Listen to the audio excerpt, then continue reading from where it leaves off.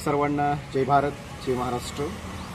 आज महाराष्ट्र राज्यामध्ये खऱ्या अर्थाने येत्या विधानसभेच्या अनुषंगाने महायुती आघाडी आणि महाविकास आघाडी अशा दोन प्रकारच्या आघाड्या महाराष्ट्रामध्ये निर्माण करण्यात आलेल्या आहेत। या आघाड्या जाणीवपूर्वक निर्माण करण्यात आलेल्या आहेत। अर्धे भांडवली पक्ष हे महायुतीच्या आघाडीमध्ये आहेत आणि उर्वरित भांडवली पक्ष जे आहे महाविकास आघाडीमध्ये समावेश झालेले आहेत। एकीकडे शिवसेना, भाजप आणि त्यांचे मित्रपक्षाचे गट आहेत, तर दुसरीकडे मात्र काँग्रेस, राष्ट्रवादी आणि वेगवेगळ्या प्रकारचे गट त्या ठिकाणी तयार झालेले आहेत। हे सर्व राजकीय पक्ष जे आहेत प्रचंड मोठ्या प्रमाणात या पुरोगामी महाराष्ट्रामध्ये त्यांनी माया जमवलेली आहे आणि त्या मायेच्या जोरावर, त्या पैशाच्या जोरावर ह्या निवडणुका ते लढवत आहेत। परंतु प्रामाणिकपणे जनतेची सेवा करण्यासाठी ही दोन्ही आघाडी हे काही कुचकामी आहेत असं मला वाटतं। आणि म्हणून महाराष्ट्रामध्ये फुले शाहू आंबेडकर आणि अण्णाभाऊच्या महाराष्ट्रामध्ये आपण एक नव्या आघाडीची निर्मिती आज करत आहोत।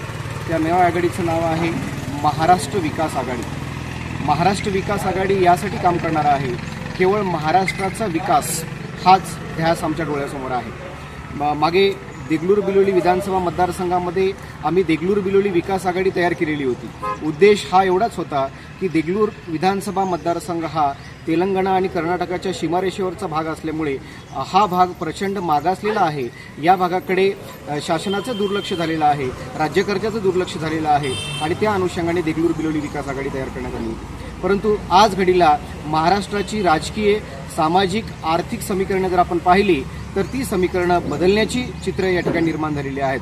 संपूर्ण महाराष्ट्र राज्याच्या विकासाकडे कुणाचंही लक्ष नाही, केवळ जातीपातीचं राजकारण आहे, आरक्षणाचं राजकारण आहे।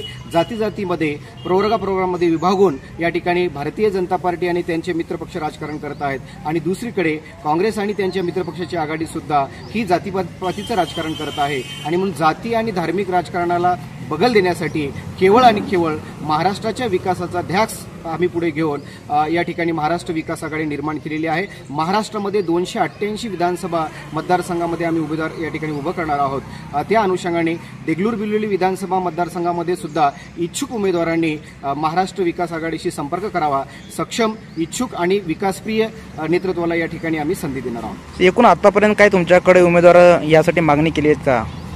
काही उमेदवारांनी महाराष्ट्र विकास आघाडीकडे महाराष्ट्रामध्ये आम्हाला उभं टाकायचं अशा प्रकारची इच्छा त्यांनी व्यक्त केलेली आहे।